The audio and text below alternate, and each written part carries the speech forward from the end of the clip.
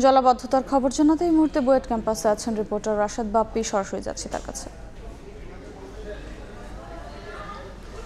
জলাবদ্ধতার পর সংশ্লিষ্ট কর্তৃপক্ষকে প্রশ্ন করা হলে অনেক ক্ষেত্রেই তারা কিন্তু উদাহরণ টানেন যে উন্নত অনেক দেশেও বৃষ্টি হয়, উন্নত অনেক দেশের শহরগুলোতেও জলাবদ্ধতা তৈরি হয়। কিন্তু এক্ষেত্রে সাধারণ নাগরিকের প্রশ্ন, সেই সব দেশে 2 থেকে 3 ঘন্টার বৃষ্টি কি 26, 27, 28 বা 30 ঘন্টা পর্যন্ত জলমগ্ন থাকে?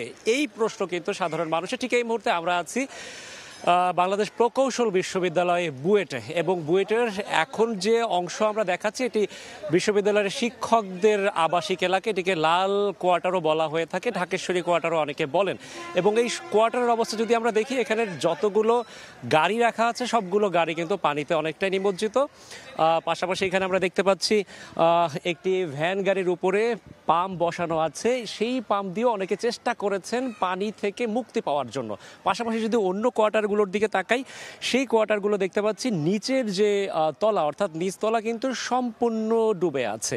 এবং এই বুয়েট ক্যাম্পাসের এই যে তিক্ত অভিজ্ঞতা, এটি কিন্তু 2-1 বছরের নয়, বেশ কয়েক বছর ধরে এই তিক্ত অভিজ্ঞতার মধ্যে সাধারণ মানুষকে পড়তে হচ্ছে, এইটি কিন্তু তারা দাবি করছেন। কিন্তু আমরা জানি যে এবছর যদি ঢাকা দক্ষিণ সিটি কর্পোরেশনের কথা বলি, 2023-24 অর্থ বছরে রাজস্ব আদায় করে তারা কিন্তু বাহাবা বা নিজেরাই কিন্তু বাহাবা দিচ্ছে নিজেদেরকে যে তারা সর্বোচ্চ রাজস্ব আদায় করেছেন। সেই ক্ষেত্রে নাগরিকদের প্রশ্ন, তারা তো যথাসময়ে হোল্ডিং ট্যাক্স থেকে শুরু করে যত ধরনের বিল আছে সবগুলোই তারা পরিশোধ করেন। সেক্ষেত্রে তাদের কেন এই পরিণতির মধ্যে পড়তে হবে? এবং শিক্ষকদের যেমন এই আবাসিক হলগুলোর এই কোয়ার্টারগুলোর এই অবস্থা, তেমনি আমরা দেখেছি কর্মকর্তা কর্মচারীদের হলেরও কিন্তু একই অবস্থা। পাশাপাশি বিভিন্ন আবাসিক যে হলগুলো রয়েছে শিক্ষার্থীদের, সেগুলোও কিন্তু অনেকটাই জলমগ্ন অবস্থায় রয়েছে। সব মিলিয়ে নাভিশ্বাস এক অবস্থা, ভোগান্তি চরমে পৌঁছেছে। এবং তারা বলছেন একবার যদি এরকম জল বা পানি ওঠে, সেক্ষেত্রে 2 থেকে 3 দিন পর্যন্ত এরকম পানি থাকে। এবং যদি আমরা এই বুয়েট ক্যাম্পাস এখান থেকে যদি আরেকটু পাশে দেখি, সেটি কিন্তু বকশীবাজার এলাকা, একদম লাগোয়া। আমরা এখন একটু বকশীবাজার এলাকায় কিন্তু এই বুয়েট ক্যাম্পাস থেকেই দেখাতে পারবো। এখানেই কিন্তু একটি ফটক রয়েছে, সেখান থেকে যদি আমরা বকশীবাজারের দিকে তাকাই, সেখানকার অবস্থাও কিন্তু ঠিক একই রকম, পলাশির অবস্থাও একই রকম। প্রশ্ন হচ্ছে, বছরের পর বছর যদি এই অবস্থা চলতে থাকে তাহলে নাগরিক সেবা কোথায় রইল?